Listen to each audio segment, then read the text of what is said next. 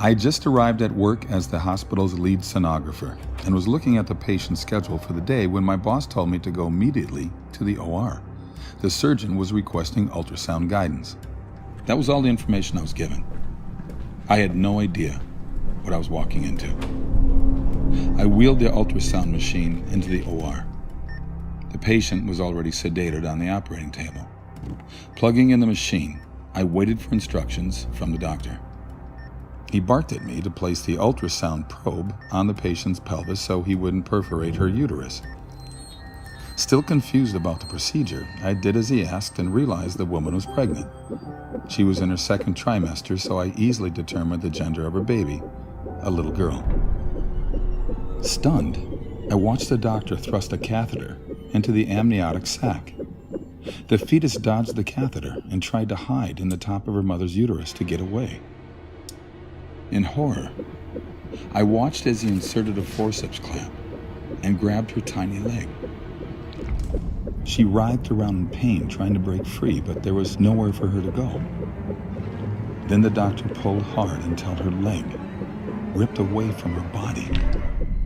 She recoiled and violently twisted around in pain and curled herself into a tight ball. But it was no use. The clamp grabbed her arm and she struggled to pull away. Her movements weakened now because she was dying. He pulled her arm off of her body. My vision blurred. My eyes filled with tears. The child again curled herself into a tight ball, but again, the device grabbed her other leg and it was ripped from her body. By now, her heartbeat had slowed significantly, but she was still alive. The clamp grabbed her last limb and ripped it off. She wiggled and squirmed around, and then her heart finally stopped beating. I announced that there was no more cardiac activity. The nurse and scrub tech in the room gasped, realizing for the first time that this was happening to a fetus that was still alive. The remaining body parts, the head and torso, were removed. Placenta was removed, and a final look with ultrasound revealed all products of conception were removed. I was told I could leave the room. Up until that moment, I had been frozen. I silently removed the ultrasound machine from the operating room, went directly to the locker room, and threw up. I quit my job at that hospital shortly after. I told my boss I would never again participate in that type of procedure.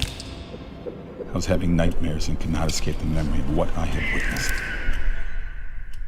I would never again assist in the murder of a child. It was over 20 years ago, but it's just as vivid in my mind today as the day it happened. The saddest part is that this procedure is still happening today. People have no idea we are murdering babies in this way. They think it isn't a person, that it's just a mass of tissue. I'm so sorry for what happened to this little girl, for what I did to her. I'm sorry, sweetheart. I'm so sorry.